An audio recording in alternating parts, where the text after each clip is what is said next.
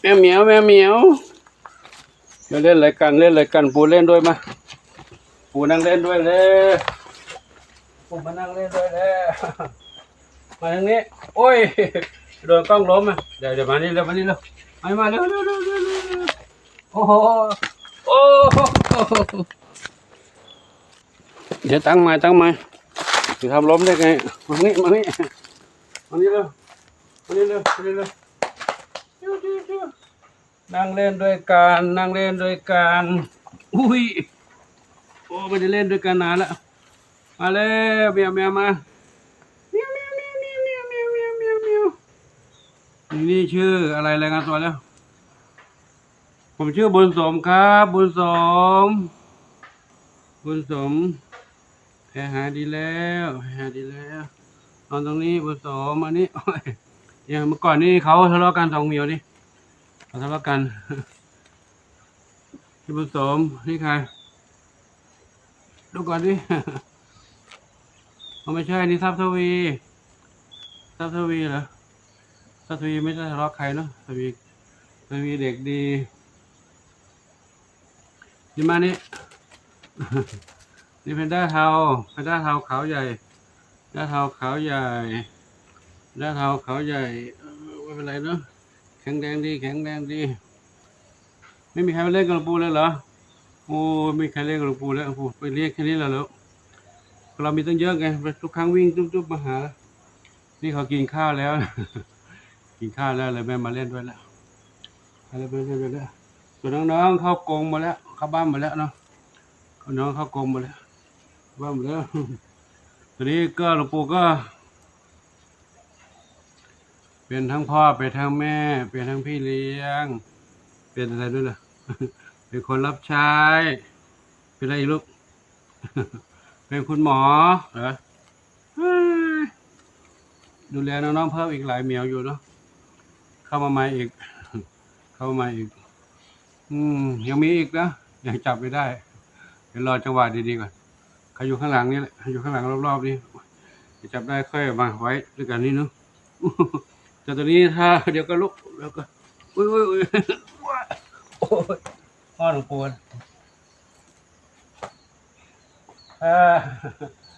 อุ้ย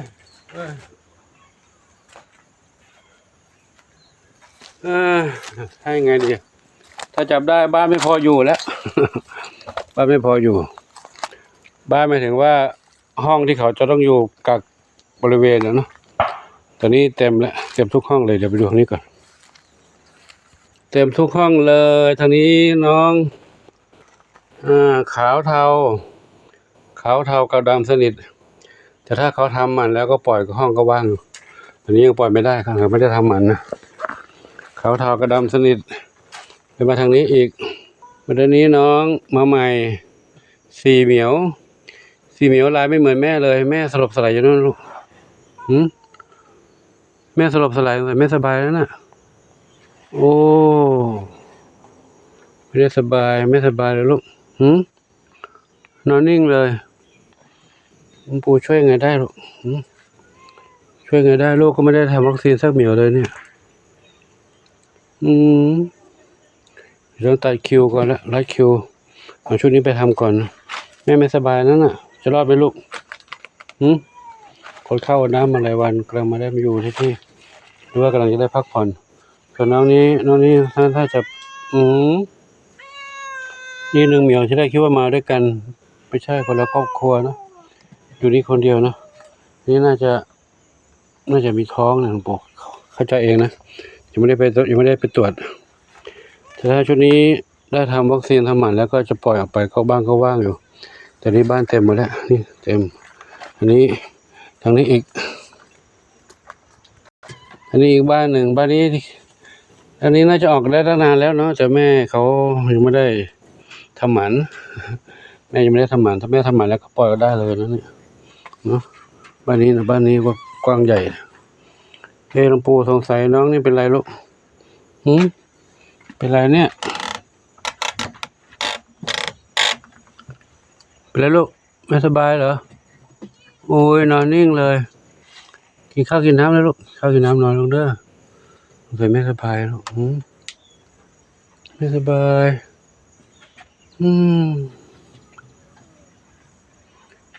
ทำไงดีปู่ไม่ใช่เป็นหมอหรอกไม่ได้เป็นหมอไม่ได้เป็นหมอนะปกติก็จะลุกนั่งมั่งไม่ลุกเลยนิ่งเลยเมื่อกี้เขายกหัวน้อยหนึ่งกันนั่นเองนะ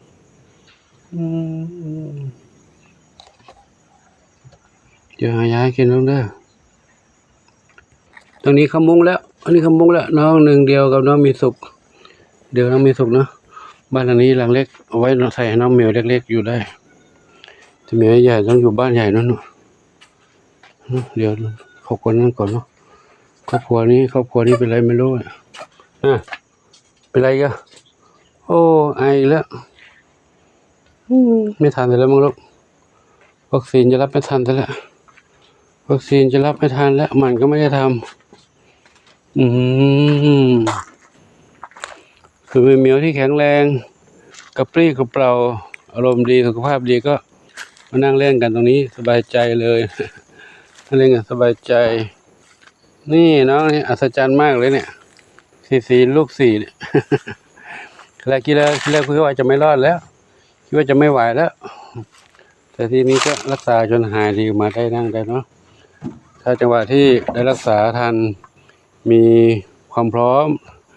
ด้านปัจจัยดูแลก็รอดอยู่ถ้าไม่มีก็ไม่รอดรอไปรอมาผลสุดท้ายก็จากไปเนาะไม่รู้ทำไงได้เนาะจากน้องเหมียวอยู่ตรงนี้กันแล้วนี่ใครท้องเล็กเขายังกวนยังกัดกันอยู่เลยเหมียวในป่านี้ยังมีอยู่กลางคืนนี้มาลมเต็มเลยกันเต็มเลยคิดไว้อยู่ว่าถ้าหน้าแล้งหน้าร้อนหลังจากนี้กุมภามีนาเมษานี่แหละร้อนมากเลยต้นไม้ก็คงจะผัดใบแต่ได้อาศัยใบกล้วยบางร่มได้อยู่แต่ถ้าไม่ได้จริงก็ต้องใช้แสลนมามุงกันแดดแต่แสลนมุงก็ได้ชั่วคราวแล้วปี2 ปีพังแล้วแต่ถ้ามีกระเบื้องมีหลังคานี้ก็ทำเป็นศาลาตรงนี้โล่งๆตรงนี้นะนี่ก็จะอยู่ได้นานหน่อยพื้นที่ตรงนี้ทำเป็นศาลาได้อยู่ ศาลาเป็นลักษณะนู้นนะแต่ว่าให้เขาได้มานั่งเล่นกันเสา6 ต้นกับหลังคาแค่นั้นน่ะพื้นกับผนังไม่ต้องใส่ไว้ให้เขาได้นั่งพักผ่อนเล่นกันเป็นอนาคตนะพูดถึงอนาคต แต่ตอนนี้หาปัจจัยทำมันกับทำวัคซีนก่อน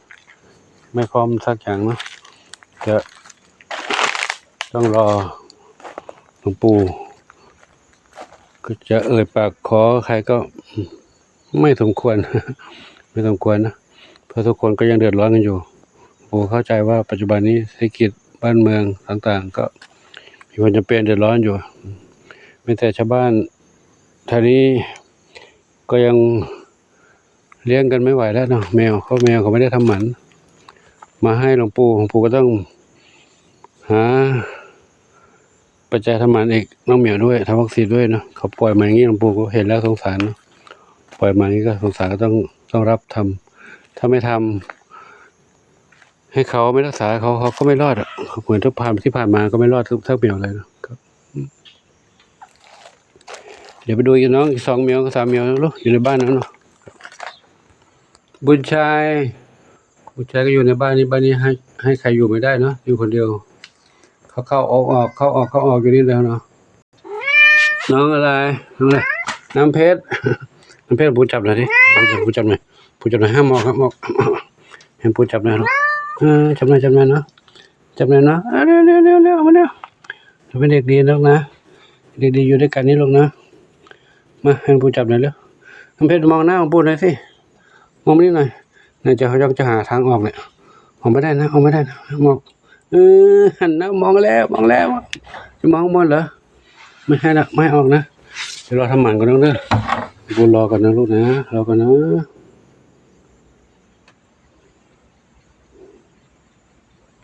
ปุยฝ้ายอันนี้ปุยฝ้ายเมื่อกี้น้ำเพชรตอนนี้ปุยฝ้ายสิงโตน้อยตอนนี้ขนยาวแล้วขนยาวขึ้นมาแล้วเป็นสาวงามแล้ว สาวงามประจำวัดอยู่ในนี้สบายใจแล้วเนาะไม่ได้เอาไปไหนแล้วเพราะทำหมันยังไม่ได้ทำหมันเนาะรอให้ทำหมันกันเริ่มทำหมันแล้วจะปล่อยออกไปหรือวิ่งเล่นข้างนอกได้เนาะลูกนะดูกันทุกเมียวแล้วครบประมาณรู้เนาะอาจจะไม่ครบ อาจจะเป็นครบทุกเมียวก็ไม่เป็นไรเนาะก็ขออนุโมทนากับทุกท่านที่ได้รับชมรับทราบเรื่องราวต่างๆที่หลวงปู่ถ่ายให้กับทุกท่านได้รับชมกันเนาะก็เป็นอะไรที่ต้อง ต้องดูแลเขาเนาะด้วยความรักด้วยความเมตตาเขาเป็นสัตว์ที่เกิดเข้ามาร่วมโลกกับเราเนาะแต่เขาเป็นสัตว์ที่น่ารักด้วยอยู่กับเราอยู่กับมนุษย์อยู่กับทุกๆคน